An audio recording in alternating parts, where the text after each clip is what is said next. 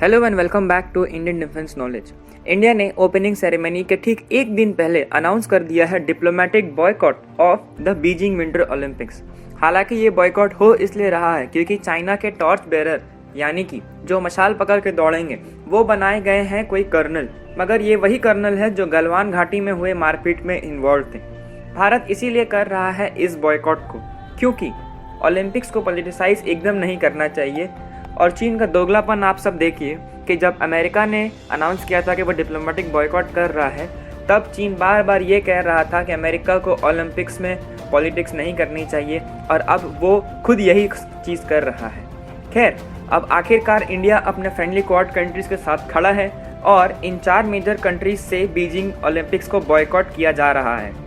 ये एक तरह से हम लोगों के लिए अच्छा ही है क्योंकि ये हमें क्वाड कंट्रीज के और करीब लाएगा, और ये कंट्रीज जितना ज़्यादा यूनाइट होंगी उतना ही चाइना को डर लगेगा और उसका अग्रेशन उतना ही दिन ब दिन कम होता जाएगा। चाइना के द्वारा इस मूव की आलोचना भारत से भी पहले आई है यूएस के फॉरेन रिलेशंस कमेटी के मेंबर से। उन्होंने ट्वीट करके ये कहा है कि ये बहुत ही शेमफुल है कि बीजिंग उस इंसान को बना रहा है टॉर्च बेरर जिसने इंडिया पर हमला किया और उइगर्स पर जेनोसाइड भी करवा रहा है। इसीलिए यूएस उइगर्स को और इंडिया के सॉवरेनिटी को सपोर्ट करता रहेगा। इंडिया का स्पोक्समैन ने फिर कुछ समय बाद ये कहा कि ये काफ़ी रिग्रेटफुल है कि चाइना ने एक ऐसे इंसान को बनाया है टॉर्च बेरर जिसके चलते इंडियन एनवॉय अब नहीं करेगा अटेंड ओपनिंग और क्लोजिंग सेरेमनी। अगर हम देखें तो द नंबर ऑफ कंट्रीज जिन्होंने किए डिप्लोमेटिक बॉयकॉट उसकी लिस्ट बहुत ही लंबी हो गई है।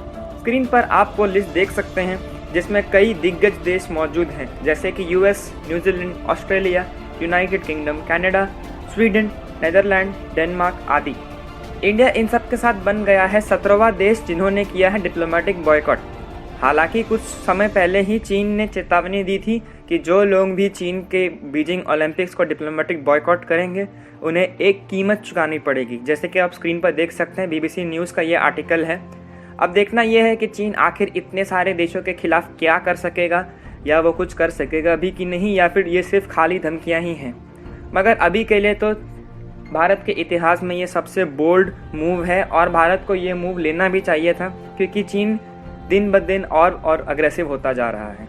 इस वीडियो के लिए इतना ही। अगर आपको वीडियो पसंद आई हो तो प्लीज़ हमारे चैनल को सब्सक्राइब करें। Thank you.